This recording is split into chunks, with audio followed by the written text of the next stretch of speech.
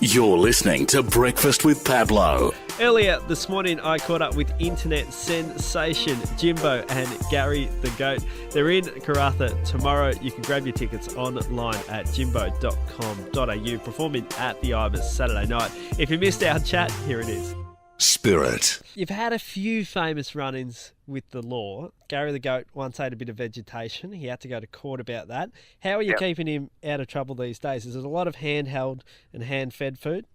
Well, I mean, just on that, just to make it clear, well, I got a fine for unlawful destruction of vegetation because he was eating grass and it got kicked out of court. So basically, I mean, you know, we haven't done anything wrong, and basically the cops are just backing off us a bit more now because they're just going, let's not mess with Gaz. I guess it's good to clear his name as well.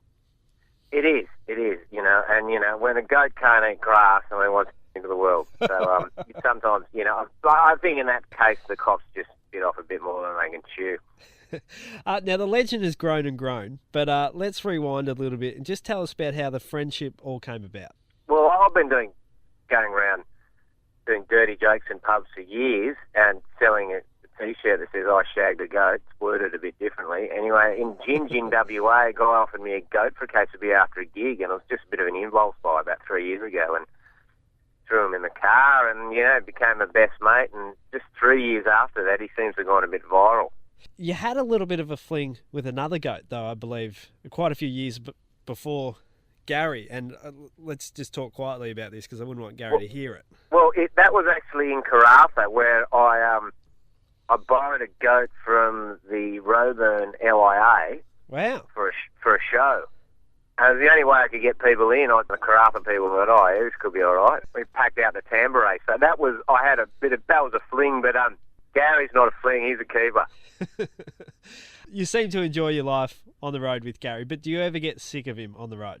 No, I mean, I don't get sick of Gary, but people get sick of me having a goat. So, you know, it's like, can you move on? But Gary's just the best travelling partner I've ever had. You know, he doesn't complain. He eats anywhere and sleeps anywhere and doesn't mind the music selection either. Does the conversation get a bit dry at times? Yeah, we have a bit of a yarn, but Gary's pretty quiet generally. But yeah, we have a few good other conversations. A bit of a cuddle when it gets cold. I'm sure he gives out great life advice. Well, he does. Gary's life advice is just don't worry about it. If anything's worrying you, why worry about it? Because it's not worth it. So he keeps me in check with that. It's good. Gary's love life, because I'm sure he's going from town to town. He'd be meeting a lot of different people, different animals, different goats even. Has he had to leave some lovers in other towns and just had to leave them there and said, look, mate, I'm committed to the life on the road? Well, he has. I'll tell you what, we went to Broome Ladies' Day at the races, and geez, he broke some hearts in the car park. He was getting stroked left, right and centre and eventually got away. But, you know, Gary just tells him, you know, see you next lap, love. Well, I tell you what, I think he was probably the biggest hit Broome's ever had, because I saw he went to the markets up there, he had massages, he had tattoos, he was treated like royalty. Yeah, and went to the dog wash, and we got good treatment in Broome. We liked it up there.